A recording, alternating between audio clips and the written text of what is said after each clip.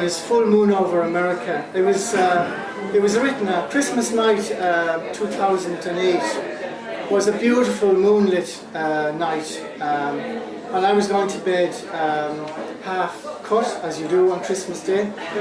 And I looked out the window and I saw the full moon, and I heard the drone of an aircraft in the distance, and I knew it was going from Shannon to Iraq.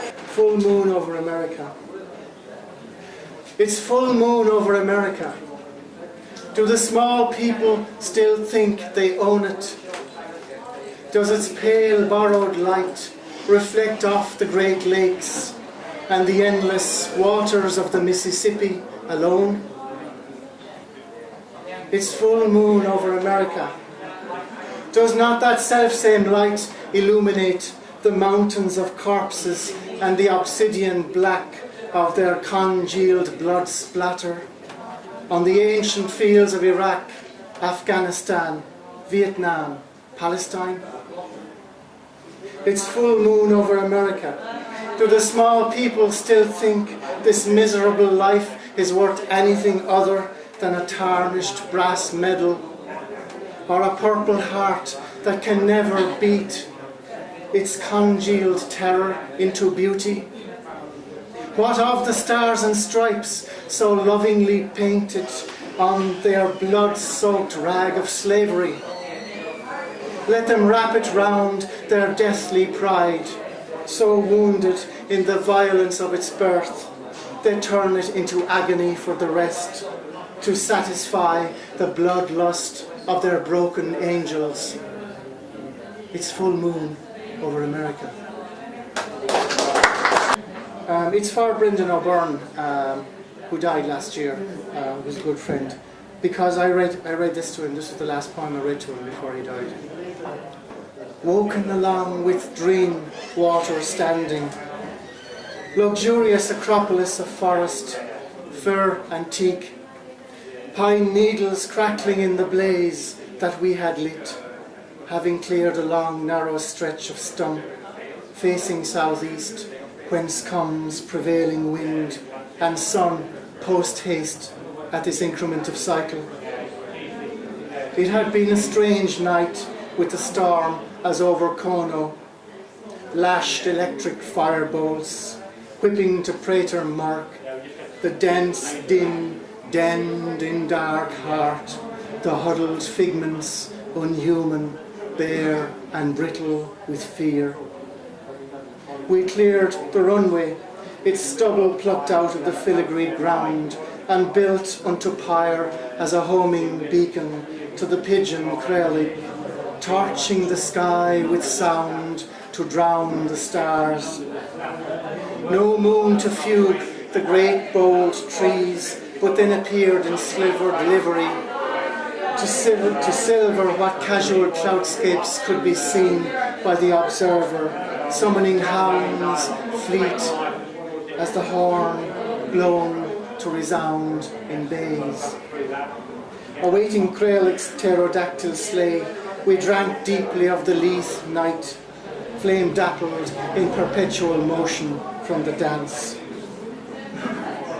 And leaving there in a wheeling trance, I came to a stream and drank deeply of the nimble crystal's trickling tincture, wherein high dragon oaths were sworn in bond. I leave this field where brooding lusts roam hugely, to hold sway over chures of bud bronze battlefields, beetling with throngs in how their death pain plagiaristic plaques ensconced, where generals make love with foe, their bloodied roses ripe for the rape wreak habits on the slave. My death, my foe, my target, minstrel ministering to me, to midgets of the spirit, masturbating messages, to toad our wrestling bodies, our wills locked in mutual exclusion, our misanthropic malice mingled with the shards of longing.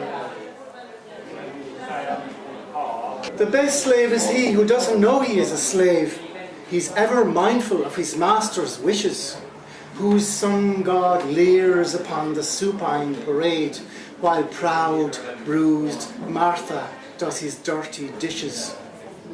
The best slave is he who does whatever he is told. He believes the propaganda without a second thought. Mention economy, or jobs, or Europe, and he's sold. For with the promise of a bauble, the slave is always bought. The best slave is he who bows his head in deference to every jumped-up jackass with a collar or a seat. He tongues the holes of gum beans and priests with reverence. Hemlock fills his one true cup.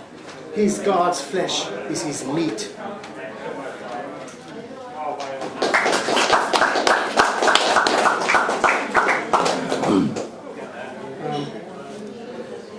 This is Dark Rosaline after James Clarence Mangan. Oh, my dark Rosaline, neither shy nor obscene, the priests long since have ceased to sail the deep. The ocean is no longer green. The golden ones who fought to win your freedom from the imperious, rapacious, scornful invader bore sons, grandsons, great-grandsons who've betrayed you down the long years of servile impotence.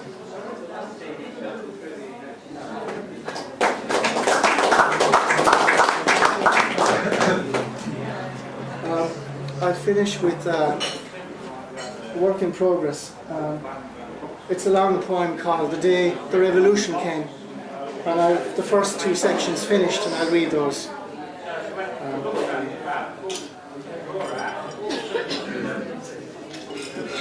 I should say that it was sparked. It was sparked by the imagining of the revolution that's so badly needed in this country, but never seems to come. So I thought if I wrote about it, it might bring it about, or in some way change things. So that's where it comes from. The day the revolution came, we attacked and sacked the parochial houses first, knowing them to be the enemy's ears and eyes. My heart was fit to burst with pride and joy in our just cause as humans, equal in everything as we are in flesh. And then we marched upon the palaces, for that is what the archbishops call their residences. And we demanded retribution for their crimes. But seeing no retribution was forthcoming from the devious bastard servants of the Vatican, we exacted the retribution of the people and stripped the fuckers naked and hung them high, as befitting their exalted state, by their heels from the nearest lamppost or tree. My heart was fit to burst with pride and joy in our just cause as humans, equal in everything as we are in flesh. They squealed like stuck pigs.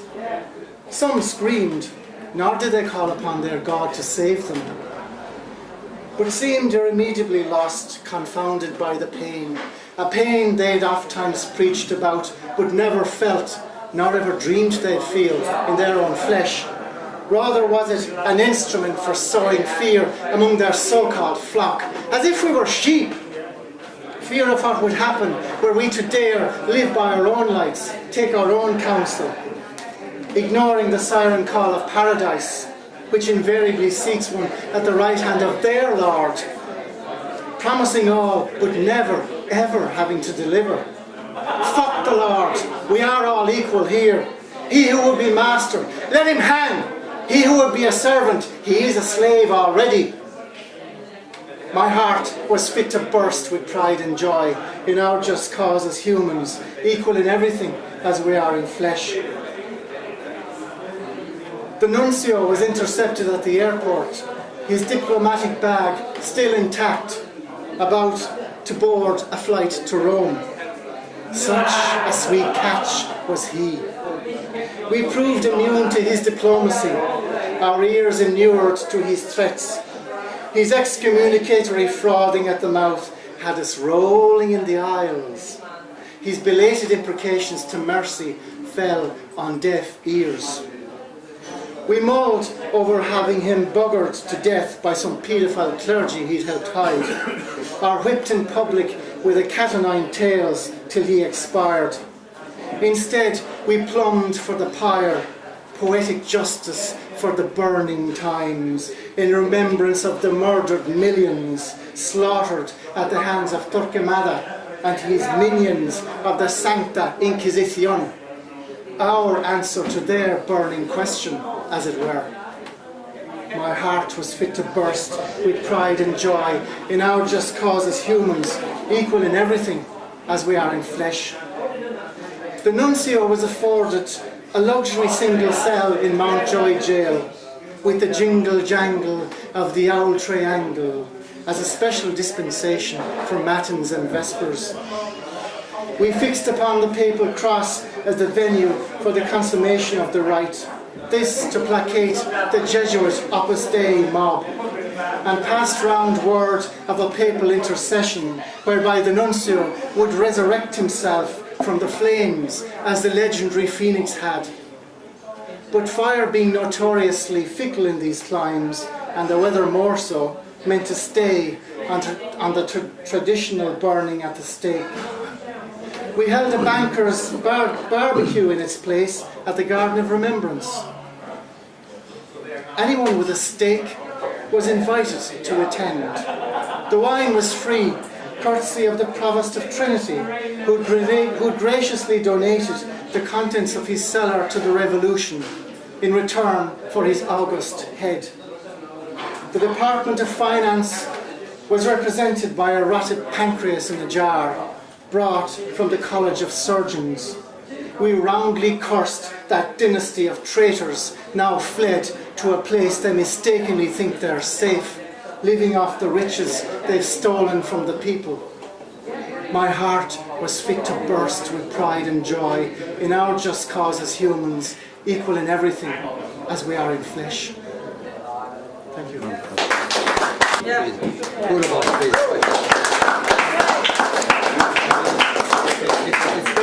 I was at Brendan O'Byrne's last reading. You wrote a poem in honour of Brendan. He died shortly afterwards. I actually wrote a poem myself on Brendan. I was kind of taken back with the poem that you wrote on him. I was kind of lost in a sense. Why did you express him with so much fearful thing at the end? Well, it was a dream, and the dream turned into a nightmare. Yeah. And I suppose the nightmare reflects the world that we live in. Yeah. But I dedicated it to Brendan because he was the first that heard it. Oh, yeah. And he was the last poem that he heard from me, so Yeah. it's an honour of him. That's why I was lost in the base of that. So that's fine. Thanks very much. Ladies and gentlemen, that's it for the next program tonight. I'd like you to give one Patrick Stack a really Whitehouse School of Hospitality.